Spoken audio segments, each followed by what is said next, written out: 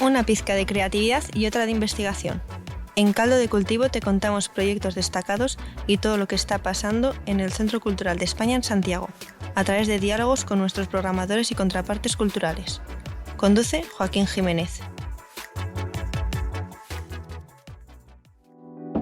Bueno, yo había empezado este programa con la mejor introducción que he tenido en la temporada, pero lamentablemente fallaron en el control, entonces les recuerdo a todos que estamos en el último capítulo de El Caldo de Cultivo de su especial Semana Crítica, que es una serie de programas que estamos haciendo a raíz de este proyecto colaborativo que se hizo entre el Centro Cultural de España en México, en Buenos Aires y aquí en Santiago, que reunió tremendos exponentes y que me permite tener el lujo de invitados hoy día que tenemos en el podcast, que son Natalia Laube y Federico Irazábal. Primero que todo, preguntarles cómo vivieron la Semana Crítica, cómo ha sido su paso por Chile a raíz de este proyecto.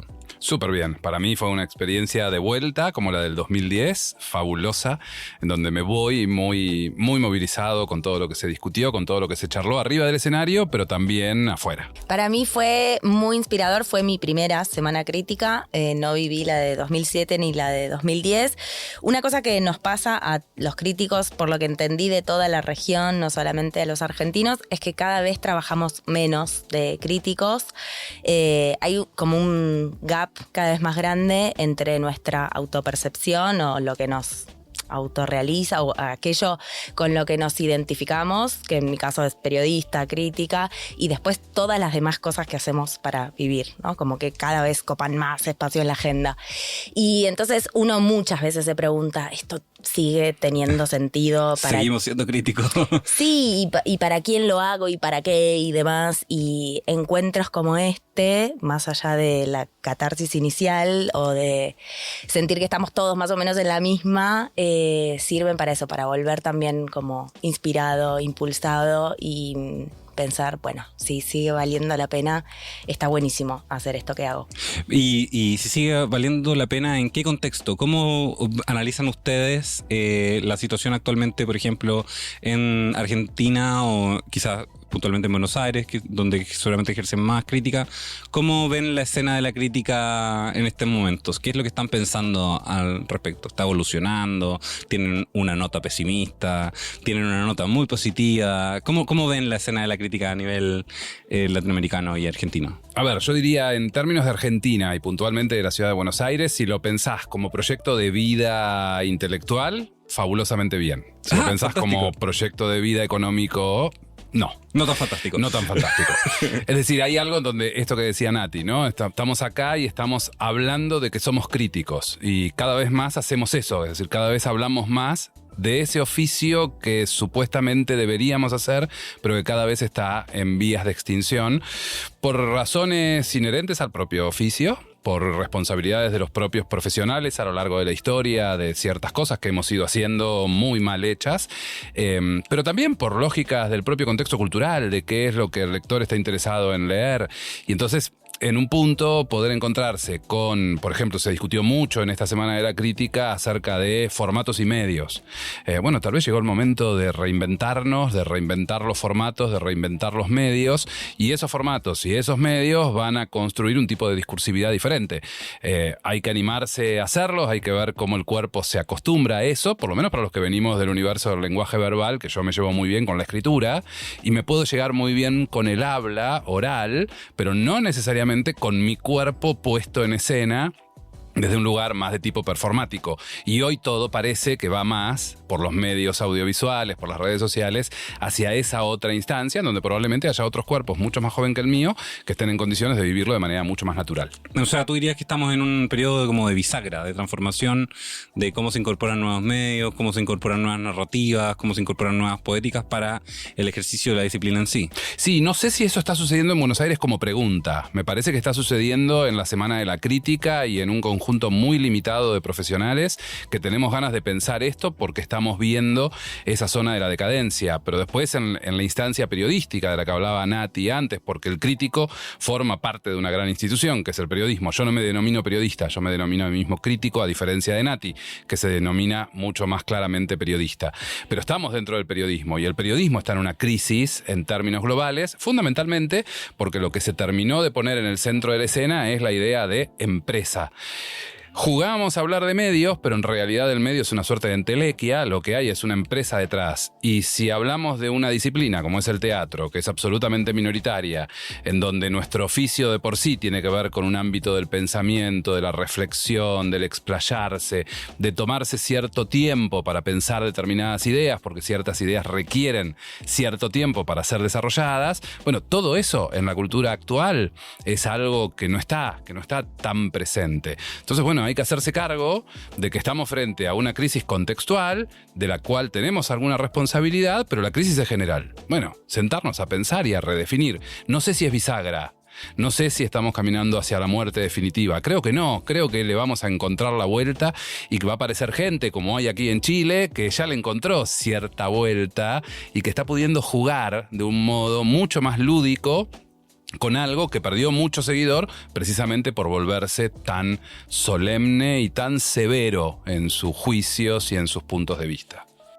Sí, yo coincido con lo que dice Fede. No sé si en Buenos Aires estamos ahora, sí nos sentamos esta semana a pensar y demás.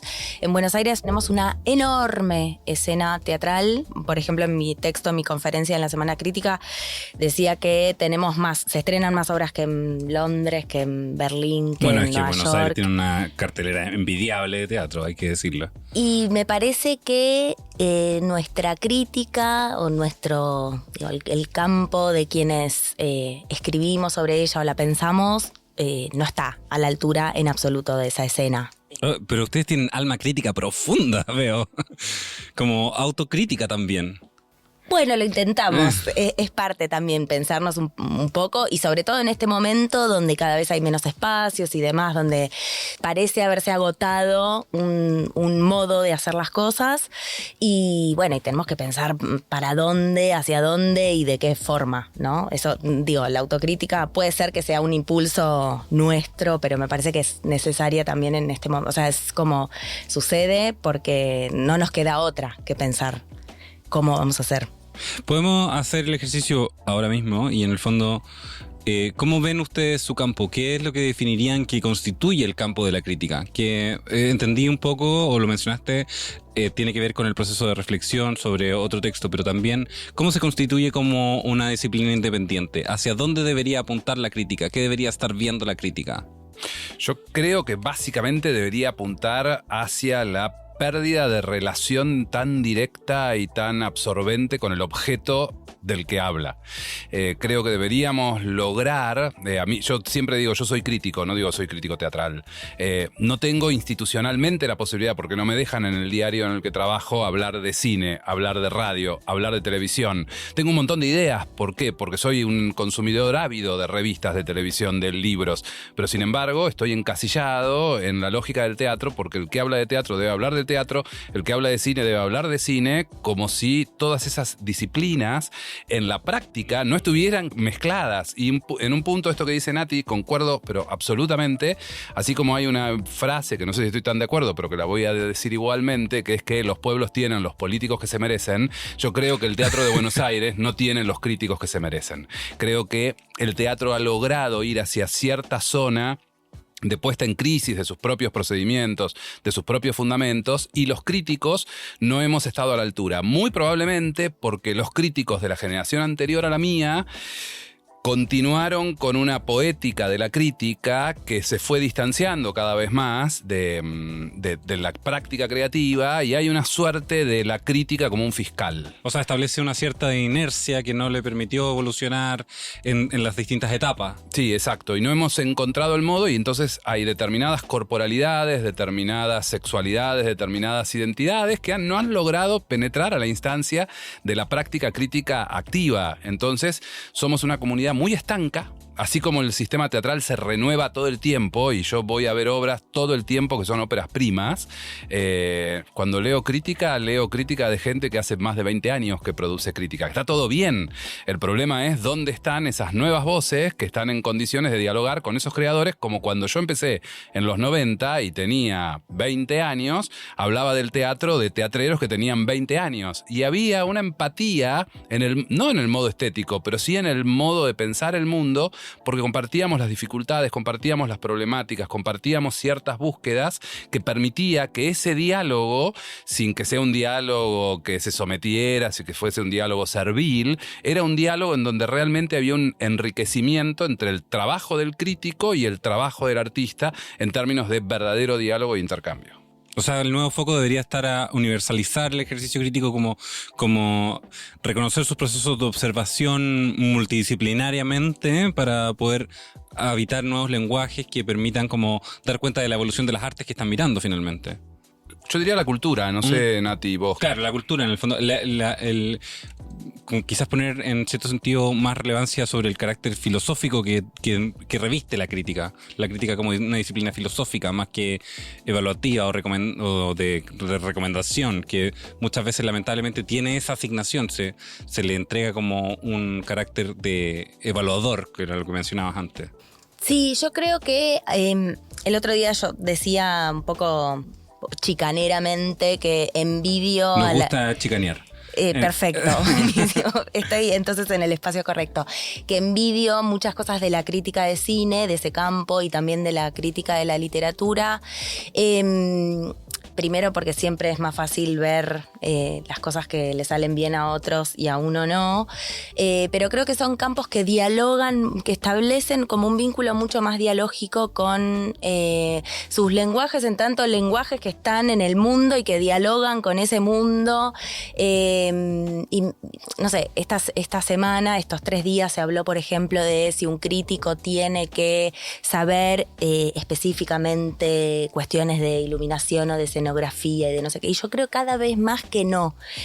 O sí, digo, bienvenido, pero... Digo, no como un requisito. Puesta a elegir, digo, si tenés X cantidad de tiempo y de energía para formarte en una cosa, andá y lee filosofía, o lee a Rancière, o ponete a mirar series, o ponete a, no sé, andá a una marcha, más que, digo, saber especificidades de la iluminación, de la luz cálida o de la luz fría, ¿no? Como me parece que la crítica de teatro, si quiere volver a ser resonante, tiene que pensar ese teatro que se produce en un contexto determinado, en un momento determinado, y no sé, sí, estar un poquito más abierta, ser un poco más porosa, si se quiere. Y me parece que durante muchos años no pasó. La crítica se ciñó muchísimo al objeto y habló de la escenografía, de la puesta, de la actuación. Está muy bien, pero eso me parece que ya no le interesa a nadie en tanto pieza creativa, ¿no? Como yo, si no vi la obra, no sé si me interesa leer eso.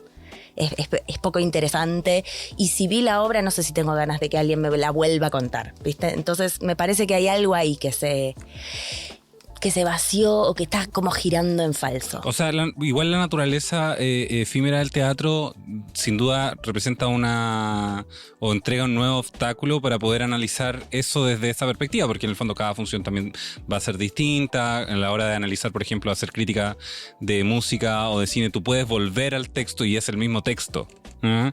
Pero en el teatro también va a ir cambiando. ¿Cómo enfrentan el hecho de que el teatro sea una especie como de suspiro, muy intenso por supuesto, al cual no pueden revisitar de la misma manera en que se pueden visitar las otras críticas sus campos de estudio? A mí, a lo largo de mi formación académica y de mi desarrollo intelectual, me interesó discutir esa idea. Ah, vale, vamos al ruedo. Y la he tratado de discutir, no para negarle el carácter efímero, porque sería estúpido negarle el carácter efímero, pero sí para entender y sostener, y me he dedicado a estudiar y mucho eso, cómo a lo largo de todo el siglo XX el sistema teatral fue desarrollando técnicas de fijación. Y que esas técnicas de fijación terminaron generando la idea del objeto. La idea del objeto como un objeto cerrado, que por supuesto que es efímero y cambia una función a la otra, la energía del actor, etcétera, etcétera. Y podemos jugar con todo esto y aplaudirnos y regodearnos en toda esa cosa. Pero lo que termina pasando es que mi mamá, cuando va al teatro, y si le digo, che, vamos a ver Hamlet, lo que me dice, ya la vi. Y hay algo ahí donde la literatura se impuso, desde el punto de vista de una visión más vulgar del teatro, pero luego en donde también la búsqueda de la repetición es una búsqueda que está sistematizada desde las propias prácticas. Por eso a mí me interesa muchísimo más el ensayo que la función. A mí me interesa mucho más el proceso que el objeto. Y en algún punto en mis prácticas profesionales, cuando logro correrme y me voy a ciertas zonas más curatoriales, me interesa programar mucho más procesos que objetos acabados. Porque el objeto, desde la invención del director, desde la aparición del director, se fue fijando y fue buscando ese modo de fijación. Entonces, por eso me identifico mucho más con la performance, que tiene mucho más que ver con la inmediatez, y ahí sí, con lo irrepetible, precisamente porque lo que no hay es ensayo. Y el fenómeno del acontecer. Y el fenómeno del acontecer en un estado absolutamente puro y pleno. Coincido 100%, suscribo 100% y pienso también que siempre se puede usar como atajo o como chivo expiatorio el carácter efímero. Y cuando mis amigos vienen y me dicen, che, de esta obra hablaste re bien y a mí me pareció malísima. Y digo, bueno, nada, habrás visto una mala función. Yo vi una buena, vos viste una mala. Listo, resuelto el problema. Pero está súper interesante lo que plantean, porque en el fondo revela un nuevo proceso creativo que requiere la crítica. Entender que fuera de su objeto hay nuevas maneras de mirar, nuevas maneras de entender y de analizar aquello que vemos, entre comillas, en un escenario, porque no necesariamente es un escenario constituido. ¿Cómo opera la crítica fuera del espacio del teatro? ¿Creen que está deviniendo en corrientes más filosóficas? ¿Creen que se están convirtiendo, lamentablemente puede estar convirtiéndose en opinología? ¿Creen que la voz plural de las redes sociales, por ejemplo, quizás está transformando la escena? ¿Cómo creen que está evolucionando? Sin pensar en el objeto de análisis, sino que la disciplina en sí misma. Yo creo que la crítica viró mucho hacia la recomendación, en principio, como al texto recomendador. Me parece que ese texto recomendador, los críticos solemos caer en el lugar común nos parece deleznable de criticar eso. Yo cada vez más creo que hay un valor ahí también. Hay, quien recomienda y recomienda bien, lo he visto yo también haciéndolo con gente que me dijo, che, me gustó mucho lo que me recomendaste, o te fui leyendo porque confío en vos, establecí un pacto medio invisible con vos y voy siguiendo lo que sugerís o sobre lo que escribís.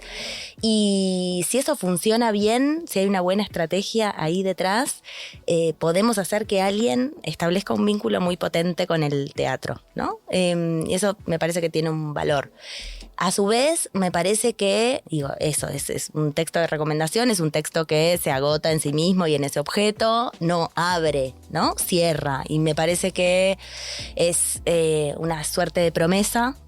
Uno con ese texto le dice al otro, che, anda a ver esto que te va a gustar, yo te lo prometo, pero que no es un texto que invite a pensar el mundo. Si nos vamos a poner utópicos... Les voy a preguntar por las utopías de la crítica, así que... Perfecto. A mí me encanta la idea de pensar que una crítica, un texto crítico puede pensar el mundo y eventualmente ofrecer algunas herramientas para, no sé si para cambiarlo, pero armarse como ciertos escudos, ¿no? Para entender el mundo de hoy y eventualmente defenderse. O sea, yo creo que sin duda ambos espacios de la crítica son necesarios. La recomendación es necesaria porque en una oferta, por ejemplo, tan grande como la de Buenos Aires, habrá gente que necesita un prefiltro porque no va a poder ver todo, por así decirlo. Entonces, está bien que exista, pero definitivamente no debería enclaustrarse solamente en señalar el camino mágico hacia el teatro.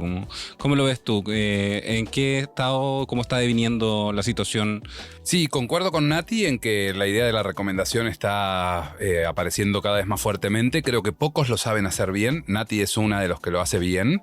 Supo construir un personaje en redes sociales un personaje que se parece mucho a ella, pero que no es ella. Un personaje muy dulce, un personaje muy tierno, un personaje que tiene la capacidad de generar empatía. Creo que el único modo que vos podés recomendar a alguien, generarle esta promesa y que el otro crea en esa promesa, es si previamente construiste un vínculo empático. Yo, en mi caso personal, no construyo vínculos empáticos con nadie, porque no me interesa, porque no es mi métier, porque no voy por ahí. Miro, porque la sigo mucho y respeto muchísimo lo que hace, pero jamás estaría en condiciones de hacerlo. Nunca. Soy más bien una persona parca, soy más bien una persona huraña, soy más bien una persona más oscura, más sórdida en la relación con el otro, y me ha traído consecuencias, obviamente, ese personaje, que también obviamente es un personaje en el que me refugio. Así como alguien se refugia en el chiste y en cierta comicidad, yo me refugio en cierta solemnidad del pensamiento intelectual que aparece ahí. Entonces te tiro un filósofo como modo de bloquearte cierta cercanía hacia mí, porque te empiezo a meter mediadores en el vínculo para que no logre llegar a saber bien quién soy yo. Entonces ahí es donde estoy absolutamente protegido. En el otro sector, el sector del pensamiento, de cierta sobriedad, de cierto cruce intertextual de girar y volar. Por eso es que me gustaría poder ejercer una crítica donde paso por un edificio y tengo ganas de vincular un edificio con una obra de teatro y poder hacerlo. Pero la crítica se volvió tan pragmática en términos profesionales, de tener que calificar una obra y decirle a la persona si es buena o mala, que esa posibilidad de juego, de esa posibilidad asociativa, no la tenés. Y a mí lo que me encanta es la deriva. Me pasa, y de hecho me estoy controlando, empiezo a hablar y empiezo a derivar hacia diferentes lugares, y no saber a dónde voy es lo que más me gusta. En la crítica lo que me aburre es que yo sé que en el primer párrafo tengo que dar los datos específicos de la función, luego tengo que contar en un párrafo por lo menos el argumento, porque si no lo cuento está mal escrita, luego tengo que valorar los actores y en el último párrafo todas las áreas técnicas. Un embole. Responderle a la empresa igual. Claro, que es lo que la empresa... Y después mandarle la calificación. Y puedo estar 10 minutos escribiendo un texto y puedo estar 3 días pensando la calificación. Me gusta esto porque en el fondo revela muchos procesos creativos que existen en el ejercicio crítico, que vincula a los críticos como una especie de performer finalmente. Porque terminan construyendo o este personaje, que puede ser desde la solemnidad o también desde la empatía, como para estar cercano. ¿Qué otros procesos creativos creen que reviste una crítica? Mencionabas la deriva, mencionabas también como la capacidad de establecer un lenguaje donde uno genere esa cláusula de credibilidad suspendida. Entonces, ¿qué otros procesos creativos ven ustedes que son necesarios para llegar a hacer una crítica, no sé si efectiva es la palabra, pero en realidad una crítica que los dejaría a ustedes como autores o les representaría una crítica plena? Uy, qué pregunta, no sé. La verdad que a mí un poco lo que me pasa... Estamos todos buscando. No, un poco lo que me pasa es que yo pienso mejor cuando escribo que cuando, digamos, escribo. Considero que escribo mejor de lo que hablo y de lo que pienso en general si no estoy escribiendo. A mí me sirve mucho escribir para saber qué pienso de una obra. O sea, de verdad, cuando salgo del teatro a veces no sé qué pienso de una obra, o digo, puedo decir cualquier cosa a boca de jarro, pero de verdad recién cuando estoy escribiendo me doy cuenta de qué cosas me pasaron, y me doy cuenta de que cada obra también pide otros recursos, otras referencias. Yo intento ser un poco literaria, si se quiere, como tomo un poquito de la literatura o de un periodismo un poco más narrativo para escribir, porque me interesa también que las piezas que produzco sean apetecibles de leer, ¿no? Como que sea disfrutable leer ese texto, más allá de las cosas de las que te enterás a través mío. Entonces, digo, para contestar como directamente, no sé, creo que hay un bagaje medio, no sé si infinito, pero enorme. Yo voy robando mucho, trato de que no se note, bueno, todos lo hacemos, ¿no? Pero digo, y en general, cuando estoy escribiendo me doy cuenta de que me serviría tal frase de acá, o a veces cuando estoy un poco bloqueada, agarro cualquier nota, cualquier cosa, escribo un epígrafe. Con eso ya no tengo la hoja en blanco. Después no uso ese epígrafe, ¿no? Pero hay algo ahí que se me destrabó.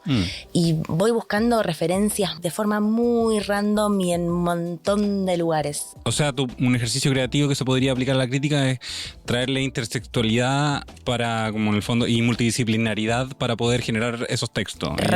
Sí, robando textos de todos lados. O sea, un texto nunca no es un patchwork, ¿no? Sí, concuerdo con eso y también con la posibilidad, es más difícil, de encontrarle un formato singular a cada crítica en relación con el objeto al que refiere. Es decir, que la propia crítica tenga que ver con construir un objeto que circule y se vincule con un otro en su especificidad del modo en el que se vincula y circula con el otro el objeto al que refiere. Eso me parece, cuando lo logro, me ha pasado, no sé, en 20 años creo que me debe haber pasado 1 o 2 veces, que termino de escribir, leo y tengo la sensación de que ahí hay, en otra materialidad, el objeto del que estoy queriendo hablar en función de mi propia lectura singular. O sea, hay un cruce de metalenguajes prácticamente. Sí, pero reconociéndole el modo procedimental a ese objeto y en función de ese modo procedimental poder tener la libertad creativa de construir el propio texto.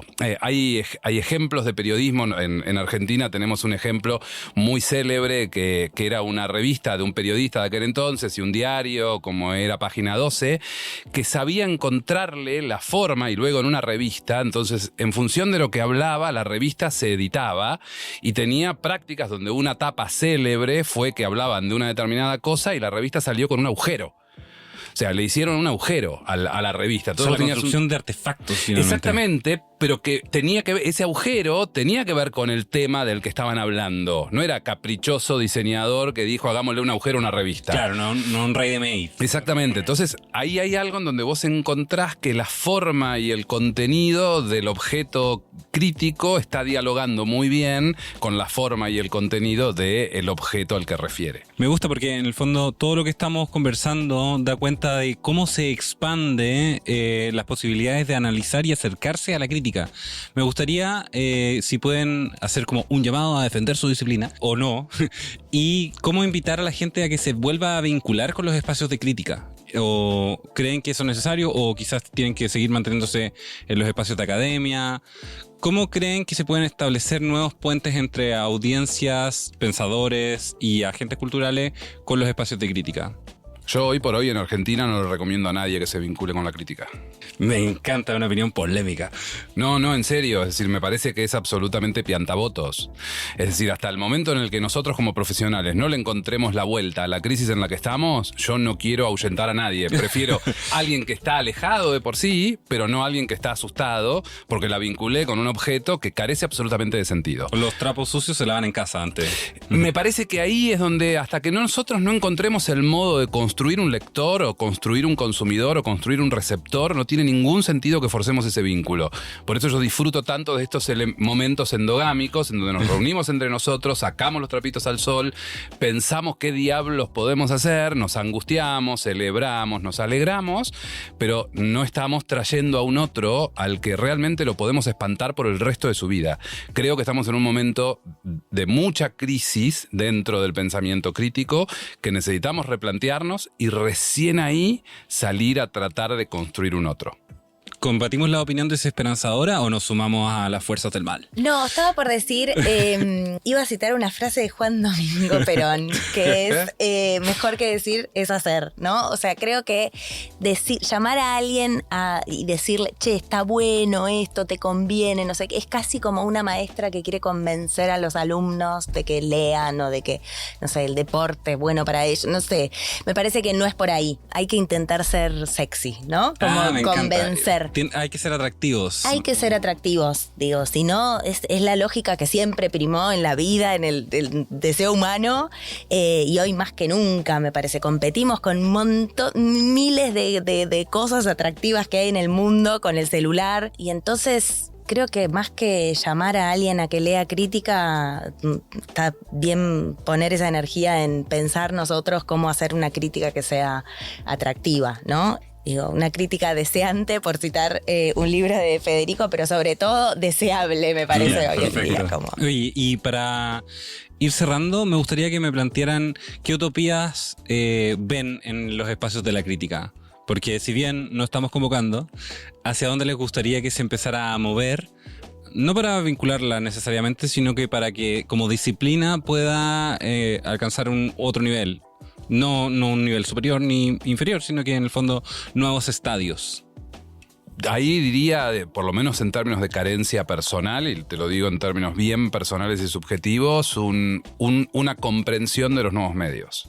Que ya no son nuevos, como decíamos hoy a la mañana. Digo, de esos medios que están ahí y que todavía no le hemos encontrado la vuelta a cómo optimizarlos para poder ser sexys, para no traicionarte en tus principios constructivos y filosóficos, etcétera, etcétera, pero entender que eso está ahí y que tenés que servirte de esa herramienta.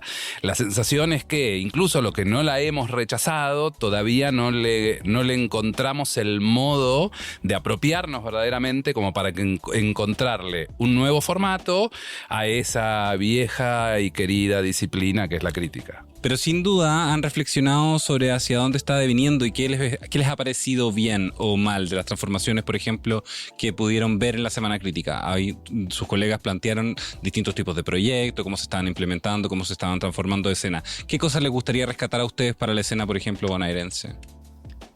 A mí me interesó mucho la idea de una crítica colectiva, como de pensar espacios de diálogo, de pensar una crítica que puede después estar firmada por una sola persona, pero donde se juntan varios a pensar cosas. Lo que planteaba Sabel, ¿o no? Luz Emilia, Luz me Emilia, parece. Sí. Exacto. Que no necesariamente tiene que ser para replicar un espacio institucional donde nos juntemos una vez por mes a hacer una asamblea de nada. Digo, no sé, pero pensar eso, algo del intercambio y demás, me parece que es algo que nos falta.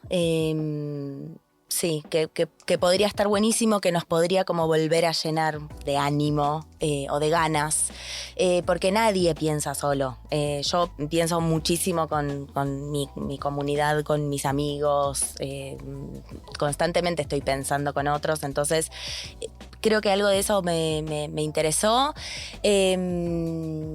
Bueno, en general me fui como con muchos inputs de todos, incluso los textos más oscuros o que plantearon la muerte de cierto modo de hacer crítica, también ensalzaban otros, todo lo que planteó también Jacques de la Brioche con memes y demás fue súper interesante. No, la verdad que me llevo muchísimas reflexiones y también los espacios para hacer memoria o para homenajear a ciertas figuras críticas muy del siglo XX, muy canónicas, me parecieron interesantes en tanto dialogar con esos muertos, ¿no? Dialogar con esos modos de ser que ya cada vez existen menos para pensar cuáles queremos construir. Perfecto. El meme me parece está en tu utopía. Un formato al que quiero llegar en algún momento de mi vida. Probablemente para cuando llegue ya no existan, pero lo voy a empezar a practicar porque realmente creo que hay una capacidad de síntesis, que además es algo de lo que carezco, que es fabulosa. Qué fabulosa, y que en un simple pestañeo puedas encontrarte una mirada, un pensamiento, una reflexión, un distanciamiento, un aporte. Me parece genial. Bueno, todas las utopías y las listas de deseos que le agregamos a la crítica tienen que tender a coexistir, no debería existir una única crítica. Les agradezco muchísimo haber compartido esta conversación, que nos revelaran también en el programa parte de sus procesos creativos, de sus anhelos y también de la desinvitación a la crítica, que es una cosa que me gusta mucho, porque la idea de que en el fondo las disciplinas deben ser rescatadas, no, las disciplinas también tienen que responderse a sí mismas, tienen que ser críticas y tienen que encontrar poéticas que sean sexys, que me gusta la idea, así que les agradezco mucho haber participado de la Semana Crítica y de este especial de Caldo de Cultivo. Si no han escuchado los capítulos anteriores, les recuerdo que tenemos 2 capítulos más específicos sobre la Semana Crítica, así que marquen la campanita para que estén siempre pendientes y revísenlos todos, porque en cada uno de ellos hemos conversado sobre cosas distintas, curiosamente, a pesar de tener una pauta similar, lo que da cuenta de que hay muchas diversidades de voces, hay muchas ideas y hay mucho por explorar en este universo. Les agradezco a todos los que nos escuchan. Chau, chau.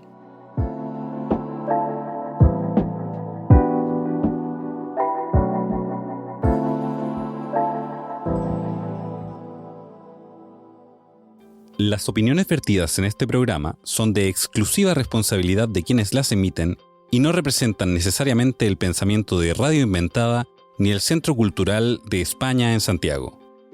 Caldo de Cultivo es una producción de Radio Inventada del Centro Cultural de España en Santiago de Chile. Editor general, Joaquín Jiménez Salvador. Postproducción, Fabián Flores Corbalán. Todos los derechos reservados.